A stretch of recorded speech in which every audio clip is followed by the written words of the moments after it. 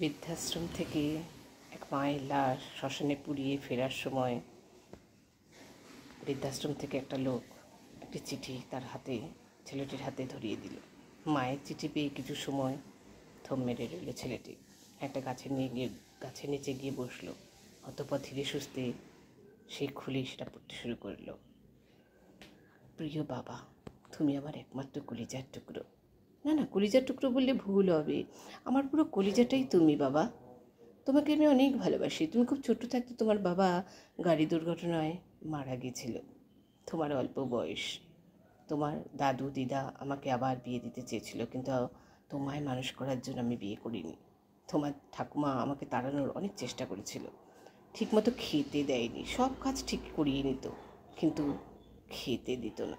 আমার মাথায় তেল পর্যন্ত দিতে দিত না, কিন্তু তোমায় অনেক ভালোবাসতো, তাই আমিও সব কিছু চুপচাপ মেনে নিতাম। তার মতে আমার জন্য অকালে ছেলে কি হারিয়েছে, এর জন্য নাকি আমি দায়ী। তোমার ঠাকুমার অমতে আমি আর তোমার বাবা বিয়ে করেছিলাম।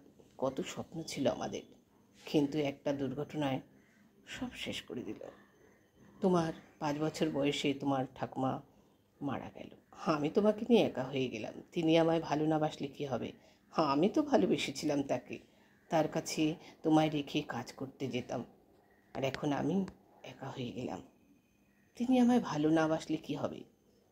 আমি তো তাকে মায়ের মতো শ্রদ্ধা করেছিলাম। এখন আমি তোমায় একা রেখে কেমন করে যাব?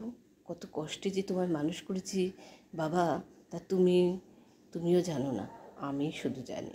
লোকের বাড়ি কাজ করে তোমায় পড়াশুনো শিখেছি, আমি সফলও হয়েছি। জানো বাবা, আমি যে বাসায় কাজ করতাম সেই বাড়ির ছেলেটাও আমাকে মাঝে মাঝে দেখতে আসে। আমি তাকেও কোলেপিঠে করে মানুষ করেছি। সে বাবা মাকেও হারিয়েছে অনেক আগেই। আমায় দেখলেই পা জড়িয়ে ধরে কান্না করে দেয়।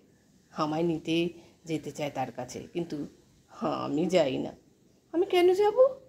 আমার নিজের ছেলে থাকতে আমার বাবা আমায় একদিন ঠিক নিয়ে যাবে তার কাছে, সেই আশায় পথ চেয়ে থাকতাম। তুমি হয়তো ভাবছো তোমার মূর্খ মা চিঠি কেমন লিখতে কেমন করে জানবে? আমি লিখিনি বাবা।